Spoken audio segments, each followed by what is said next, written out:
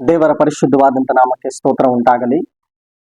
ಯೆಹೋಶುವನ ಗ್ರಂಥ 6ನೇ ಅಧ್ಯಾಯದಲ್ಲಿ ನಾವು ನೋಡುವಾಗ ದೇವರು ಯೆಹೋಶುವನಿಗೆ ಹೇಳ್ತಾರೆ, ಯೆಹೋಶುವನೇ, ಯೆರಿಕೋ ಪಟ್ಟಣವನ್ನ ನಾನು ನಿಮಗೆ ಕೊಟ್ಟಿದ್ದೇನೆ, ನೀವು ಅದನ್ನು ಸ್ವತಂತ್ರ ಪಡಿಸಿಕೊಳ್ಳ್ರಿ ಎಂಬುದಾಗಿ.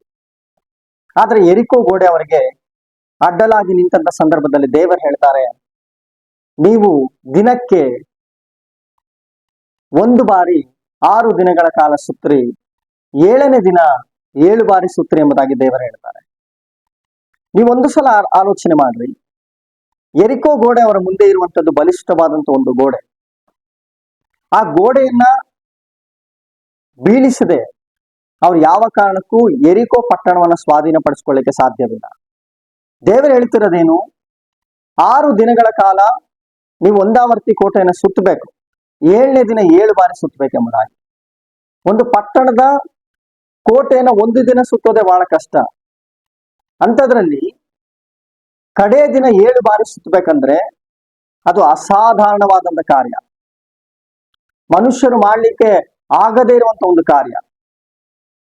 ಆದರೆ 7ನೇ ದಿನ ಅವರು ತುತ್ತೂರಿಯ ಶಬ್ದದೊಡನೆ ದೇವರನ್ನ ಆರಾಧಿಸಿ, ಆರ್ಭಟದೊಡನೆ, ಜಯಧ್ವನಿಯೊಡನೆ ದೇವರನ್ನ ಘನಪಡಿಸಿ ಅವರು ಆ ಯೆರಿಕೋ ಗೋಡೆಯನ್ನು ಸುತ್ತುವಾಗ ಅವರ ಕಾಲಿನ ವೇಗವನ್ನು ದೇವರು ಹೆಚ್ಚಿಸಿ ಅವರು ಒಂದೇ ದಿನ 7 ಬಾರಿ ಆ ಕೋಟೆಯನ್ನು ಸುತ್ತುವುದಕ್ಕೆ ದೇವರವರಿಗೆ ಸಹಾಯ ಮಾಡಿದ್ರು.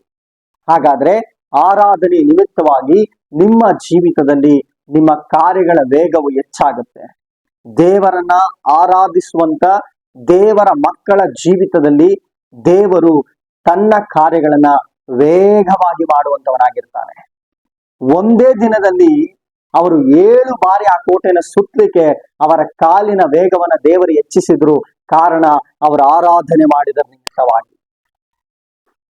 ಒಂದು ದಿನ ಒಂದು ಕೋಟೆಯನ್ನು ಸುತ್ತೋದೆ ಕಷ್ಟ, ಅಂಥದ್ರಲ್ಲಿ ಒಂದೇ ದಿನ 7 ಬಾರಿ ಸುತ್ತುವಂತೆ ದೇವರವರಿಗೆ ಸಹಾಯ ಮಾಡಿದ್ರು. ಕಾರಣ ಅವರು ಆರಾಧನೆ ಮಾಡಿದ ನಿಮಿತ್ತವಾಗಿ.